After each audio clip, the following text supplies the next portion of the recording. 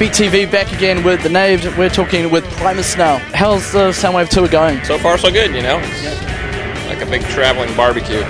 The shows last night with Melbourne's. It was great. What was the name of that theater? The Palais. Yeah, a nice place. I heard it was a seated gig though. Was that weird? It gets a little weird sometimes, but you know, we just kind of throw, you know, some fancy lights at them. And when you guys first started way back in the 80s, do you guys still have the sort of same, you know, the Primus-y kind of sound when you started off? And what was going on around you in the scene back in like the mid-80s besides hairspray and shoulder pads? You know, that was a long time ago. I barely remember. And I would like to think that as human beings and musicians, we've evolved. But it's funny how you sort of rotate back to that original material and the stuff that kind of got you going. You know, we're working on a new album right now, and a lot of it's very reminiscent of Frizzle Fry, which was our first real record. We're going to hear the new stuff today. There might be a little dribbling, a couple little schmigglets flying at you. You guys have got an extensive body of work behind you. What's sort of been the mojo, you know, the essence of Primus? I mean, you released an incredible amount of albums throughout the 90s, so what was the mojo? The old mojo. What do you think, Larry? What was our mojo? The mojo? I don't know. Good answer, there. Yeah. I mean, you guys were quite busy. I mean, you're doing a lot of extensive sort of gigging and touring. I think it kind of burned us out, too. You know, end of the 90s, we were all tired of each other and moved on. We had the old hiatus. Can't stay away from me, though. That's a love affair. It's like bands like Anthrax bonded by hate or something like that. Bonded by pancakes. Yeah. Love of pancakes. You've got your own winery as well, Playful Cellars. Well, it's a small boutique label.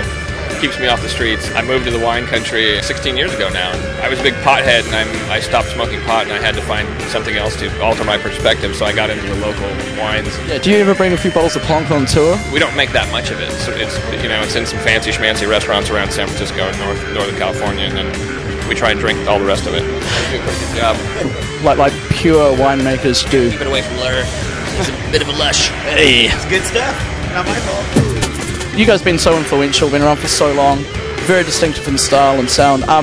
What has influenced you guys? You know, many things, and I'm sure it's changed throughout the years, but what's always interested me, even as a kid, was I tend to be drawn towards things that are unique and obscure. I was always the kid that was looking for something different, and whether that was even with film and fashion and literature and everything, maybe it was my way of setting myself apart as a young fellow. So, as a musician, I was turning over rocks trying to find that thing that makes you go, how the hell did they think of doing that? That's what gets me going. No, you probably get sick of answering it, but there was one point you auditioned for Metallica.